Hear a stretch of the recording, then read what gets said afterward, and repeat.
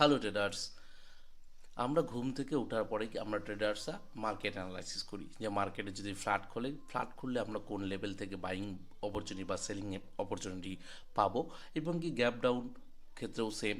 এবং কি যদি মার্কেট ফ্ল্যাট খোলে সেই ক্ষেত্রে আমরা কিভাবে কি পজিশন নেব বা এক্সিকিউশন আমাদের কোথায় হবে, টার্গেট আমরা কোথায় নেব, স্টপ লস কেমন থাকবে, এগুলো কিন্তু ঘুম থেকে ওঠার পর থেকে আমরা রিসার্চে লেগে যাই, মানে অ্যানালাইসিসে লেগে যাই। তো দেখুন, মার্কেটের যে অ্যানালাইসিস আমরা সকালবেলা করেছিলাম, সেই সকালবেলা করাতে আমরা যে এই যে সুইং লেভেলটা আমরা যেখানে মার্ক করে রেখেছি, যে আপনারা দেখতে পাচ্ছেন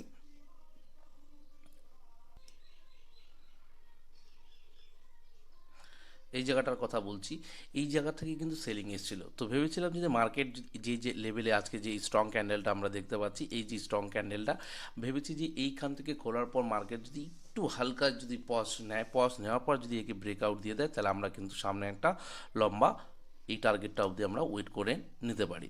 তো এবার কী করলো মার্কেটই কিন্তু এমন একটা স্ট্রং বুলিশ ক্যান্ডেল তৈরি করে ফেললো 15 মিনিটস ক্যান্ডেলে।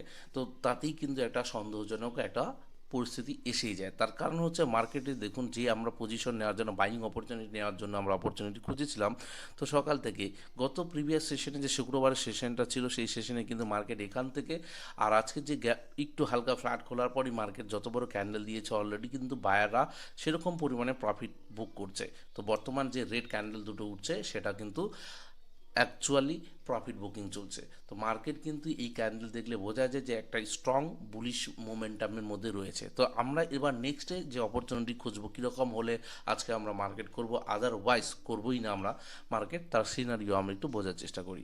দেখুন, এই যে উপরে যে আমরা হরিজন্টাল রেটা টেনেছি, মানে আমি এই রেটার কথা বলতে যাচ্ছি, এই রেটা।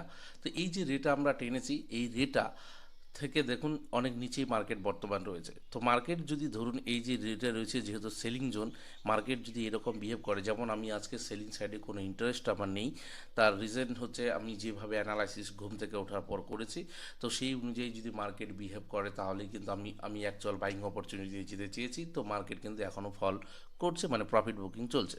তো মার্কেট যদি এই যে প্রফিট বুকিং করার পর এখান থেকে যদি মার্কেট সাইডওয়েজ হয়ে যায়, এই এই মুভমেন্টগুলো নেওয়ার পর ধরুন 1 থেকে 1.5 ঘন্টা, হাইলি 1.5 ঘন্টা হয়ে যাওয়ার পর যদি মার্কেট উপর লেভেলে গিয়ে ব্রেক আউট দিয়ে দেয়, তারপরে আমরা কিন্তু একটা অপরচুনিটি নেব বাইং সাইডে। আদারওয়াইজ আজকে ওয়েট করব।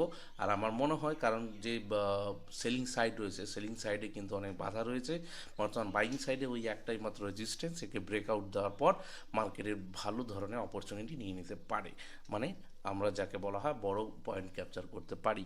তো এর জন্যই আমার এই অ্যানালাইসিস। আমি আজকে নিচের সাইডে, মানে পুট সাইডে কোনো ট্রেড ইনিশিয়েট করব না। তো দেখা যাক, আপনারাও দেখুন যে এরকম অপরচুনিটি আসে কিনা।